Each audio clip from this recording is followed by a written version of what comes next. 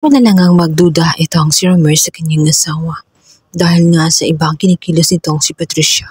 Si Patricia ay patuloy na mag-aalibay at talagang gagawin ang lahat nang sa ganun hindi mahalata ng kanyang asawa na may ginagawa siyang kapapalaghan.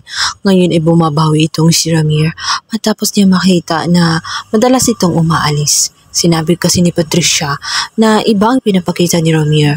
Hindi na niya makita ang dating atensyon na binibigay niya na normal lamang.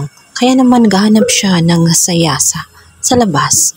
Nakakonsensya naman itong si Ramir dahil ba may kasalanan pa siya at pagkukulang sa kanyang asawa. Ginagawa naman ng lahat nitong si Patricia. Nanunuyo siya ng gusto kaya ang payo nga nitong si Trixie ay siya naman gawin ang parte para bumawi sa kanyang ina. Kung kaya't ginawa ni Ramir ang abot ng kanyang makakaya. Ngunit isang gabi ay maaabutan nga niya ito na bigla na lang magigising at wala sa kanyang tabi.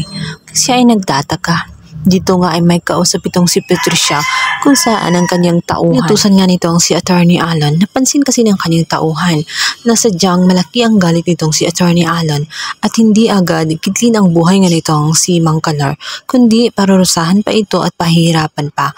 Kaya naman humiling ang kanyang tauhan na magdagdag ng bayad dahil maaabala siya ng gusto at aabutin siya ng isang araw. Maya-maya pa nga ay babangon na nga itong si Ramir matapos makita na wala sa kanyang tabi ang kanyang asawa at sinilip niya ito sa labas. Nagulat si Patricia at nagkunwaring kumuha lamang ng isang basong tubig pagkat nauuhaw. Ngunit ang totoo ay may kausap siya. Gumagawa na naman siya ng kababalaghan. Walang kamalay-malay itong si Ramir na ang kanyang asawa ay siya pala ang punot dulo ng lahat. Buong akala niya ay tuloy nang nagbago itong si Patricia, subalit nahulog siya sa isang patibong, maging siya ay nahulog sa bitag nitong si Patricia. Nagkunwari lamang ay may dalawang uri ng mukha ang kanyang asawa. Hindi naman mapalagay itong si Lilet. Hindi kasi siya mapakali, lalo't nakita niya itong si Mang Kanor noon.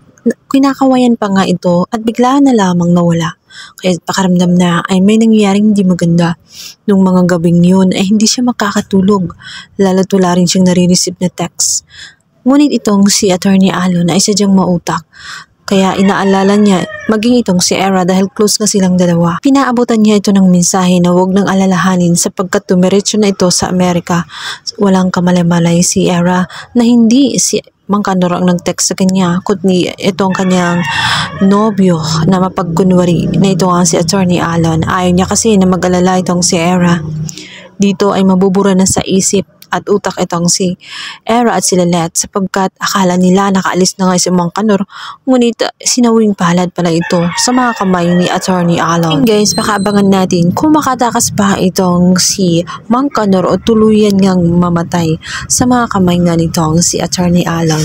Yan ang ating pakabangan sa lalang umiinit at tagpo na Lalat Matias. Please subscribe guys. Thank you. Bye.